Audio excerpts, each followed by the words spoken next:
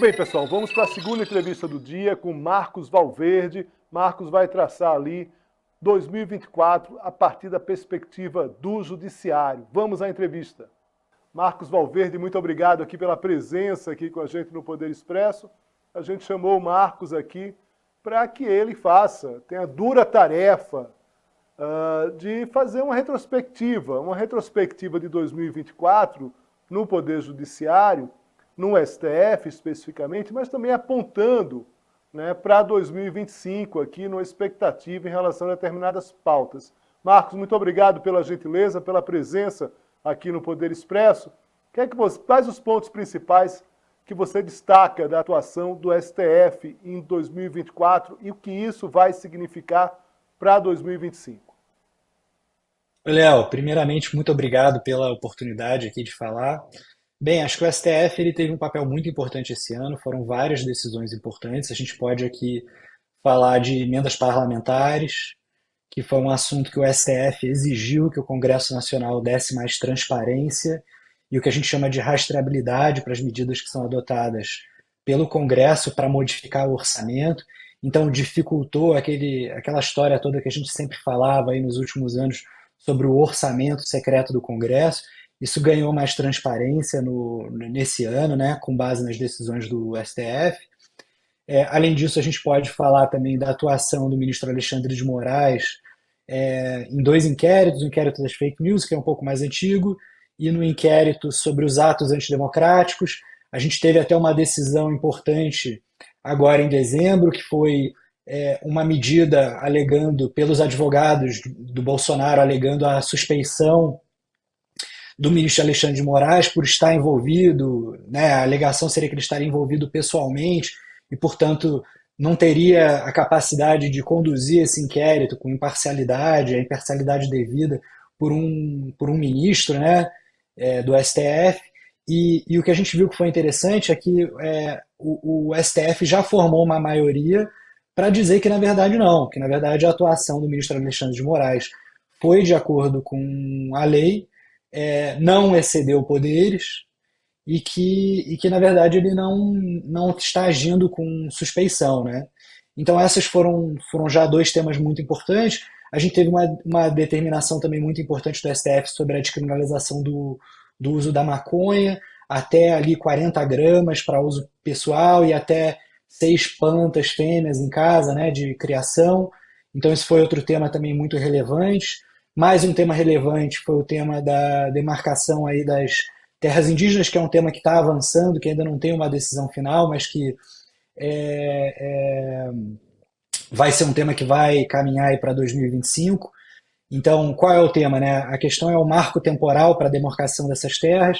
A discussão é que tem que ter um limite para essa demarcação, tem que ter um prazo específico, e aí o prazo que está sendo colocado seria ali o momento em que a Constituição foi promulgada, a Constituição de 88, que seria o dia 5 de outubro de 88, e a discussão, na verdade, é que há uma corte, a Corte Interamericana de Direitos Humanos, que tem aí também um poder nessa discussão e as suas decisões devem ser levadas em consideração pelo Supremo Tribunal Federal, né, como a gente faz parte do Pacto de São José da Costa Rica, que é o pacto que exige que o Brasil tenha que respeitar as decisões da Corte Interamericana de Direitos Humanos.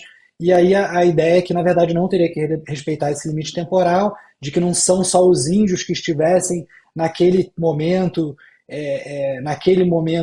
histórico ali do dia 5 de outubro de 1988 em posse das terras, mas que na verdade isso deveria levar em consideração todo o período em que esses povos indígenas ocuparam em algum momento essas terras.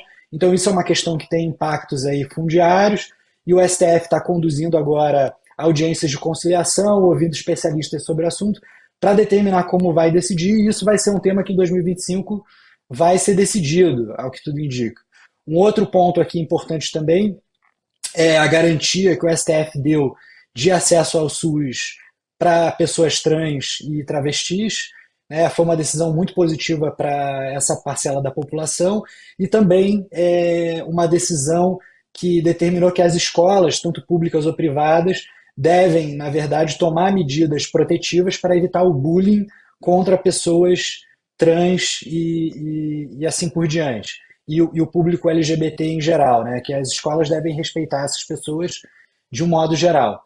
Então, essas são muitas decisões. O que a gente espera é que o STF continue tendo uma participação muito positiva. Eu acho que foram decisões, de um modo geral, muito positivas em 2024. E a gente vai ter aí, em 2025, uma continuação desse inquérito sobre atos antidemocráticos, né? O relatório da Polícia Federal foi apresentado, né, envolvendo vários nomes, inclusive do ex-presidente Bolsonaro. Então, isso é um assunto que vai ser tratado em 2025. Provavelmente isso vai virar uma ação judicial no STF. E aí a gente vai decidir qual vai ser o tratamento dado ao ex-presidente. Né? A gente já tem uma prisão preventiva aí do candidato a vice-presidente, né? Que foi já preso agora no final do ano. Então a gente vai ter aí um desdobramento disso, de questões relacionadas a liberdades individuais, de liberdade de expressão, ou, por um outro lado, né, um respeito à democracia e as instituições democráticas no Brasil. A gente também não pode deixar de mencionar um assunto que foi muito trabalhado também em 2025 2024 pelo STF, que foram aí os embates entre aí Elon Musk e o ministro Alexandre de Moraes também. Parece que o ministro Alexandre de Moraes ficou bastante no holofote nesse ano de 2024. Pois é, Marcos, sobre essa atuação do Supremo e dentro de um cenário eleitoral brasileiro polarizado, né, qualquer tema nesse país vira uma disputa entre grupos à direita e grupos da esquerda. Queria um pouco da avaliação, da tua avaliação em relação à imagem do STF. Não é de hoje que o STF não tem uma imagem completamente positiva ou positiva diante do brasileiro ali nas pesquisas, mas de qualquer forma isso tem se acentuado com esse país polarizado. E como você bem lembrou, tem aí 2025 promete decisões e observação ainda mais, vamos dizer assim, ainda mais profunda em relação à atuação do próprio STF, quando você vai ter uma decisão ali em relação à condenação do ex-presidente Jair Bolsonaro. Não se imagina que isso vai ficar para 2026, que a gente sabe que é um ano eleitoral. Então, por mais que o Ministério Público, o Paulo Gonet, possa demorar dentro do que é exigido, dentro do que é definido ali como um trabalho específico do Ministério Público para fazer essa denúncia, o STF deve fazer esse julgamento ainda em 2025.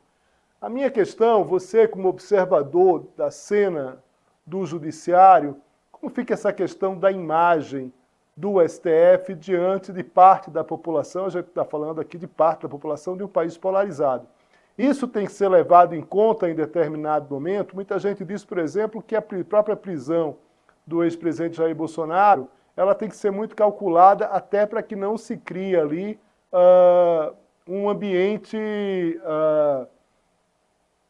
desfavorável para os próprios tomadores de decisão. Queria que você avaliasse um pouco de como um observador do judiciário vê essa questão da imagem e até que ponto isso importa ou não quando se está tomando decisões como essa, envolvendo claramente ali políticos com popularidade.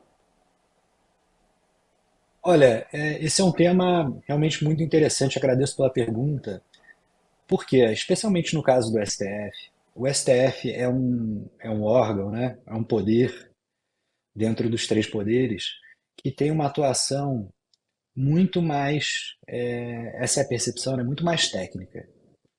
Então, às vezes é difícil traduzir para a população uma decisão absolutamente técnica, regida por várias normas, regimento interno do STF e assim por diante, né? Eu posso dar aqui alguns exemplos em cima desse caso do Bolsonaro, porque a gente aqui fez uma análise aqui no escritório dos casos dessa retrospectiva de 2024 e a gente focou, obviamente, muito nesse caso, esse inquérito aí dos atos antidemocráticos, que é o que está levando ao indiciamento aí do ex-presidente Jair Bolsonaro.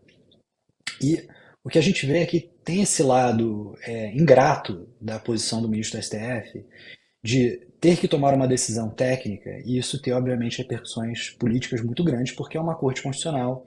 Então é uma corte que, forçosamente, uma parte da decisão ela tem um viés político, tá? Mas o que a gente vê aqui, e isso é ruim, porque pode passar essa impressão de mais polarização, né? O que é ruim para a gente chegar a consensos internos que são muito importantes para o Brasil avançar. Para a gente ter um projeto de Brasil, para a gente ter um plano de Brasil, isso é muito ruim, né? Isso gera conflitos desnecessários que não são, muitas vezes, produtivos para o país. E o que a gente conseguiu ver aqui das análises mais minuciosas e granulares das decisões do STF, especialmente relacionadas a esse inquérito, e até se a gente for pegar aqui, a gente também fez análise do inquérito das fake news, que é um inquérito mais antigo, né? O que a gente vê, primeira coisa que a gente vê é o seguinte: as decisões muitas vezes são monocráticas, né? São decisões do Alexandre de Moraes, tá? E depois, normalmente essas decisões são submetidas a recursos internos, como um agravo regimental. E aí, com o agravo regimental, essas decisões são levadas a uma turma, ao plenário, né? No caso da decisão do pedido de suspeição contra o Alexandre de Moraes, que foi apresentado pelo advogado Bolsonaro, esse pedido foi um pedido de suspeição, então isso foi apresentado ao plenário. Então, vai ao plenário ou vai à turma? E nesses dois casos, o que a gente tem visto é a decisão majoritária ou uma decisão unânime do STF concordando com a decisão do ministro Alexandre de Moraes. E aí a gente vai ver questões técnicas que normalmente não chegam para a população, né? Que é o quê? Por que, que o Alexandre de Moraes está com esses dois inquéritos que, em tese, dão um superpoder para ele? Né? Que na verdade não é. É um poder excepcional porque a gente está falando de questões que afetam os três poderes. A gente está falando do dia 8 de janeiro de 2023, quando os três poderes foram. E aí eu fico me colocando na posição do Alexandre de Moraes. Então, vamos lá. Ele, na verdade, o inquérito das fake news foi distribuído a ele, tá? Pelo então presidente do STF, que era o Flávio Dino, tá? E por uma questão de conexão, o inquérito dos atos antidemocráticos, que tem a ver, porque o inquérito das fake news também tratava de atos antidemocráticos, então foi distribuído por uma questão de conexão, pelo fato de ele já estar tratando de um assunto parecido, foi distribuído para ele também, e essa designação foi feita pelo então presidente do STF, ou seja, não foi o Alexandre de Moraes que decidiu que ele ia ficar responsável por esses inquéritos, ou ele da cabeça dele que decidiu instaurar esses inquéritos. O primeiro inquérito, primeiro que o inquérito dos atos antidemocráticos, ele foi pedido pela PGE, ou seja, foi o Ministério Público Federal que solicitou ao presidente do STF que iniciasse esse inquérito, ou seja, isso tudo não vem de um ministro do STF. Agora, a gente pode falar de determinados, não estou querendo defender aqui, estou querendo fazer uma análise técnica, né? Então, assim, tecnicamente, ele não está agindo sozinho, é o STF agindo. E às vezes a gente pode falar até do Ministério Público Federal agindo, porque esse inquérito veio do Ministério Público Federal, esse dos atos antidemocráticos. Né? E aí o que a gente pode questionar do Alexandre de Moraes, eventualmente? A gente pode questionar, por exemplo, a extensão dos atos que ele pratica. Ele pede a prisão preventiva de muita gente, ele pede a quebra do sigilo de muita gente. Né? Isso, eventualmente, a gente pode questionar. Mas se a gente for questionar, a gente tem que questionar um a um. E aí a gente tem que ver que esses atos eles estão submetidos a recursos dentro do STF. Então, o recurso pode ser um pedido de reconsideração ao próprio ministro que tomou a atuação. Se você não está confortável em fazer um pedido de reconsideração, porque vai acabar no Alexandre de Moraes de qualquer jeito, você pode eventualmente entrar com agravo regimental, e aí uma turma do STF vai decidir. E o que a gente tem visto dessas decisões, vou repetir aqui, é que as decisões são mantidas.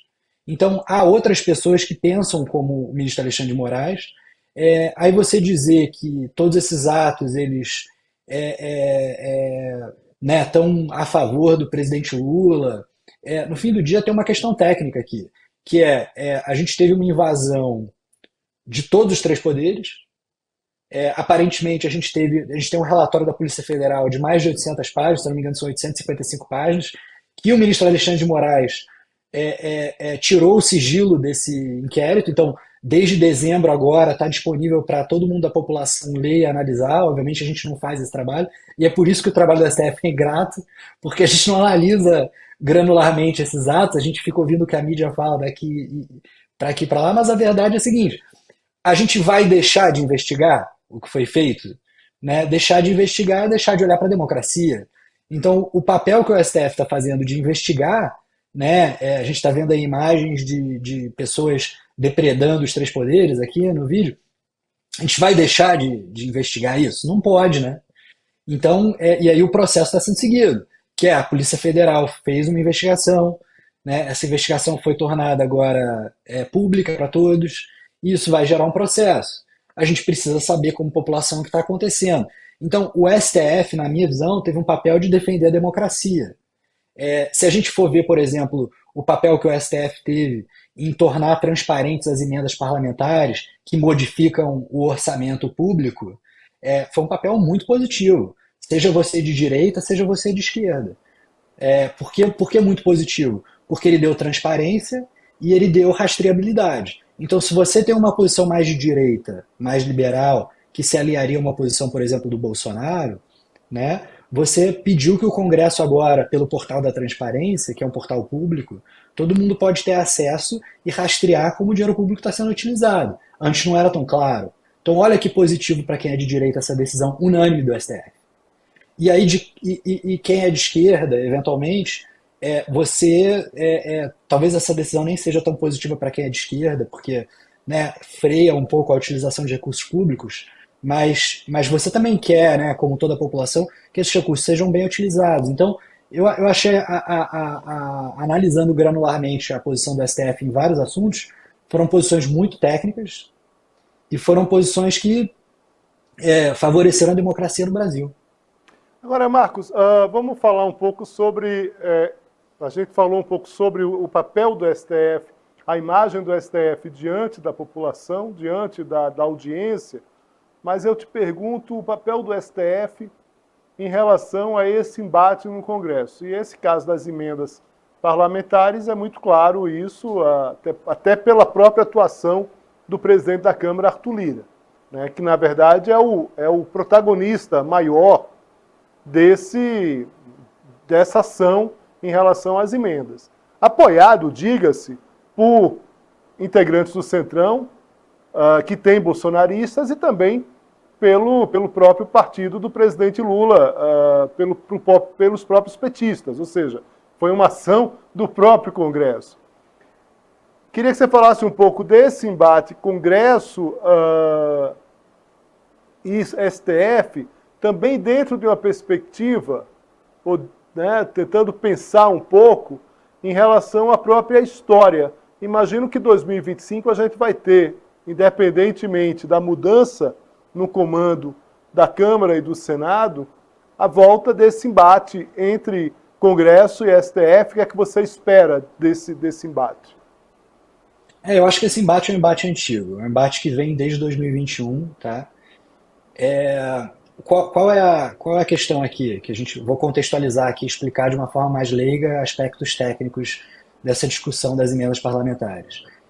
O Poder Executivo, ou seja, o presidente, ele né, tem um plano plurianual de orçamento que ele apresenta, você tem a lei de diretrizes orçamentárias e você tem o plano anual de orçamento, né? Você tem uma lei anual de orçamento.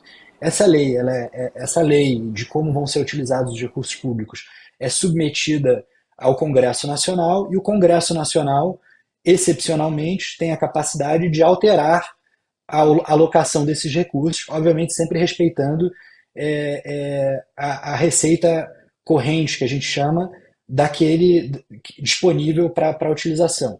Mas ele tem a capacidade de mudar. Então, cada membro do Congresso individualmente tem a capacidade de propor um ajuste que vai ser equivalente a, por exemplo, se eu não me engano, 1 ou 1,5% dessa receita corrente, tá? Só que a gente tem um problema maior, que é o seguinte: a gente tem o que a gente chama de emendas do relator, que são emendas do relator de uma comissão específica que existe, que é a Comissão Mista de Orçamento, que é uma comissão específica que vai analisar o orçamento proposto pelo presidente.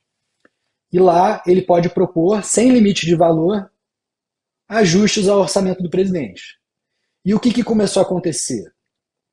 Esses ajustes eles ficavam um pouco escondidos, porque ninguém acompanhava como esses recursos eram utilizados. Então, o Congresso Nacional acabava tendo um poder muito amplo para definir isso, e aí foi o que a gente começou a chamar de orçamento secreto. E a verdade é que isso acabava sendo usado como uma moeda de troca com o Poder Executivo, que o Poder Executivo depois podia segurar, tem umas regras específicas, mas ele pode segurar esses recursos um pouco, virava uma moeda de troca entre dois poderes, né? E aí virava uma coisa também, talvez, de um coronelismo, tem evidências aí, indícios de mau uso desses recursos, né? Você vai querer privilegiar a sua base, eventualmente financiar um projeto político, eventualmente financiar uma obra pública que vai te beneficiar de alguma forma, e não tinha muita transparência na utilização disso. E o que o STF vem fazendo desde 2021 se não tem transparência, a gente vai segurar a utilização de recursos. E aí nisso o Congresso propôs medidas para dar transparência, e depois, agora em 2024, o que aconteceu é que essas medidas já tinham sido propostas, e agora em 2024 o que aconteceu é que o STF falou, espera um pouco que a transparência não está sendo, a transparência e a rastreabilidade não estão sendo observadas. Então para tudo de novo, vocês não vão utilizar esses recursos, e agora eu quero que vocês apresentem, de fato, mostrem que vocês estão respeitando o que a gente decidiu lá em 2022, 2023, que tudo começou em 2021. Tá ok? E aí eles liberaram os recursos, uma vez observado que tanto a transparência no portal da transparência foi concedido, né? Tem que indicar, por exemplo, quem é o senador que foi o autor daquele projeto, entendeu? Então, assim, tem uma responsabilidade muito maior hoje do Congresso, e obviamente que para alguns congressistas isso eles não querem ter que ficar dando explicação, né? Para a população é ótimo que eles deem explicação, mas para o Congresso Nacional, o Congresso não quer explicar, né? Quanto mais liberdade eles tiverem, obviamente é melhor. Então fica esse embate deles falarem que o STF, na verdade, estaria fazendo uma ingerência, né? Mas, na verdade, ele está fazendo um papel de ler a Constituição. Ele está interpretando a Constituição para dizer como deve ser feito esse ajuste orçamentário pelo Congresso. Então, na verdade, está fazendo o trabalho dele. Então, eu vejo isso como muito positivo. Tem gente até que reclama que o STF deveria ter ido mais longe, porque, na verdade, o controle de rastreabilidade que o STF impôs não é suficiente para evitar desvio de verba. Tá? Mas o STF também tem limites, entendeu? Então, eu acho que a atuação do STF foi muito, muito bem colocada nesse aspecto. Bem, Marcos, vamos lá. Perspectivas para 2025 em relação a pautas e o que pode se esperar do STF. Queria antecipar aqui uma questão que vem e volta, mas aí a gente vai para a próxima, só para que você já fique aí no teu radar. Afinal de contas, a gente combinou em parte aqui nessa entrevista, mas tem uma coisa que eu não posso deixar de perguntar, que é essa questão um pouco das relações de ministros, palestras, viagens, que é algo que sempre volta em relação à atuação do STF. Queria saber se em algum determinado momento você imagina que possa ter uma regulação maior sobre esse ponto. Mas primeiro, perspectivas para 2025, o que é que você espera? Olha, 2025 a gente vai ter aí discussões acaloradas no STF sobre esse processo contra o ex-presidente Jair Bolsonaro. Então isso é uma coisa que a gente pode esperar. Considerando todas as audiências, o trabalho que o STF está fazendo também sobre o marco temporal para a delimitação das terras indígenas, isso vai ser outro assunto quente para 2025. E eu diria que a gente vai continuar a ter aí uma discussão mais ampla sobre atos antidemocráticos, controle das redes sociais. Isso também é outro tema que começou a ser discutido em 2024, né? Começou um julgamento sobre o Marco Civil da Internet, que deve se estender para 2025, e aí a gente vai discutir a responsabilidade das redes sociais pela remoção do conteúdo que é postado antidemocrático, de violência e assim por diante, de desinformação, né? O marco legal da internet, o marco civil da internet, é uma lei que no seu artigo 19 determina que essas, ah, essas empresas, né, privadas que têm conteúdo na internet, elas só podem ser punidas depois de uma decisão judicial, ou seja, o STF não poderia agir por uma notificação e depois punir se eles descumprissem uma notificação, precisaria ter uma decisão judicial anterior, o que demoraria mais para punir as redes sociais, né? Então esse é um tema que está em discussão. Então essa questão de liberdade de expressão, democracia, né, esse embate entre o que a gente vai privilegiar vai ser um tema também muito discutido em 2025. Muito importante para ser discutido, a gente deve ficar bem atento ao que vai ser decidido pelo STF. Muito bem. Marcos, em relação a essa questão que vai e volta, tem convites de ministros participando de determinadas fóruns com empresários, se questiona de alguma forma também a própria forma de atuação de lobistas em relação ao judiciário e alguns ministros, de fato, não topam, né? A gente tem alguns exemplos muito claros, não vou ficar aqui citando A ou B, mas o fato é que esse debate, todo ano ele volta. Você imagina uma regulação maior dentro de um órgão como o CNJ ou algo parecido, ou esse debate é um debate que vai e vem, mas tudo continua como está? Olha, eu acho o debate muito saudável. Eu acho o debate absolutamente saudável. A gente tem que sempre estar prestando atenção aí na nossa liberdade, então a gente tem que estar sempre discutindo essas questões. Esse tema de imparcialidade dos ministros do STF, de um modo geral, é um tema que parece até engraçado, né? Porque muita coisa às vezes acontece nos Estados Unidos e depois acontece aqui. Nos Estados Unidos está tendo uma discussão super acalorada de de ministros da Suprema Corte americana que viajaram, pegaram um avião de empresários, que depois tiveram casos julgados na corte. Tem um ministro específico lá nos Estados Unidos agora que está sob escrutínio por conta disso. Então esse é um tema que a população tem que observar, tem que ficar atenta. Tem uma proposta agora de alteração de reforma do Poder Judiciário em discussão no Congresso, né? Esse foi um tema que inclusive o ministro Alexandre de Moraes se manifestou, porque uma parte da discussão é que deveria se tirar de decisões monocráticas de um ministro do STF várias questões. E aí o pronunciamento do ministro Alexandre de Moraes foi o quê? Foi no sentido de dizer, olha, mas se a gente fizer isso, a gente vai perder celeridade em questões que às vezes demandam urgência, como a proteção dos três poderes, né?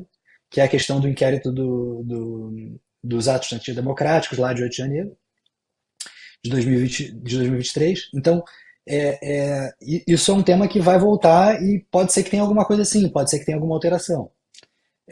Então é uma coisa que a gente tem que debater como população, ver as melhores medidas para serem adotadas e eventualmente fazer algum ajuste se necessário.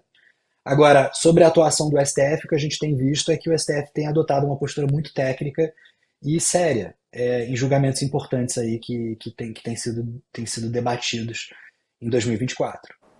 Muito bem, Marcos Valverde, a gente estabeleceu aqui uma espécie de missão aqui, a produção do SBT News, para o Marcos. Marcos foi e entregou aqui o que tinha que ser entregue em relação a essa retrospectiva e também a perspectiva para 2025 do STF. Agradeço muito aqui, Marcos, a presença, enfim, a gentileza aqui com a gente. Um forte abraço. Que 2025 seja um bom ano para você. A equipe aqui do SBT News agradece muito aqui a sua participação. Muito obrigado, Léo. Estamos à disposição aqui sempre que vocês precisarem. Um grande abraço e espero poder ajudar bastante aí.